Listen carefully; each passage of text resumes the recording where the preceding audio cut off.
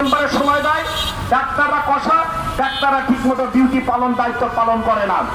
আমাদের এই ন্যারেটিভ থেকে আপনারা জনগণের দৃষ্টি ফেরাইতে পারবেন। জনগণকে যে জনগণের কাছে যে চিকিৎসকদের মুখোমুখি দাঁড় করানো হয়েছে, যে শত্রু হিসেবে ভিলেন হিসেবে যে রূপায়িত করা হচ্ছে, এই ন্যারেটিভ ভেঙে আপনারা দিতে পারেন। এটি আপনাদের প্রতি আমাদের দাবি। আমরা জনগণের বন্ধু, জনগণের সেবক, আমরা এই দেশের মানুষ, আমাদের ভাই বোন আত্মস্বজন আপনারা। অতএব আমরা কখনোই এই ধরনের মনোভাব করি না। এই ভিলেন থেকে আমাদেরকে আপনারা বের করে আনবেন।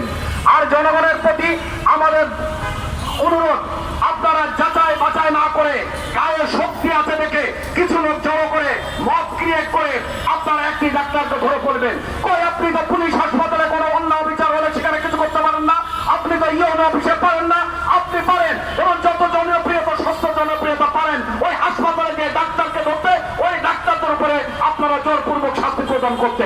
সমাজের অনেক অন্যায় বিচারের ক্ষেত্রে তো আপনারা দেখেন না, অথচ এই ডাক্তারের ক্ষেত্রে কি সঠিকভাবে সে ডিউটি করেছে কিনা, জাস্টিফাই করেছে কিনা, সঠিক চিকিৎসা দিয়েছেন কিনা, সেটি বাদ বিচার করেন না। আপনাদের একটি পিকচার দিতে চাই।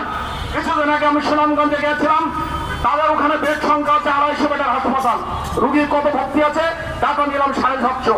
শিশু বিভাগে হামের একটি প্রোগ্রাম চলছে, আপনারা জানেন। বললাম যে তোমরা শিশু চিকিৎসক কয়জন, তারা বললো 4 থেকে 5 জন। আমাদের রোস্টার করে ডিউটি করতে হয়, রুগী ভর্তি কত 100-র উপরে। একজন চিকিৎসকের পক্ষে কি এত লোককে চিকিৎসা সম্ভব?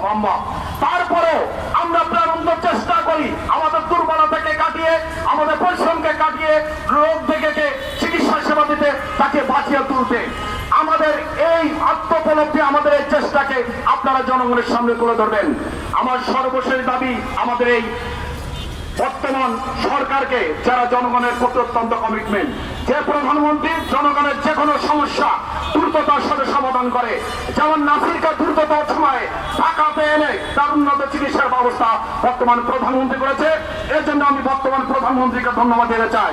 আমি প্রধানমন্ত্রী সহ বর্তমান সরকার এবং স্বরাষ্ট্রমন্ত্রীর প্রতি একটি দাবি করব, এরপর থেকে যদি কোন হাসপাতাল, কোন চিকিৎসা সেবা প্রতিষ্ঠায় চিকিৎসক সহ চিকিৎসা ব্যবস্থায় যারা জড়িত তাদের উপরে কোনো হামলা হয়, তারা অনতিবিলম্বে তাদের ন্যূনতম 10 বছরের শাস্তির বিবেচনা করতে হবে।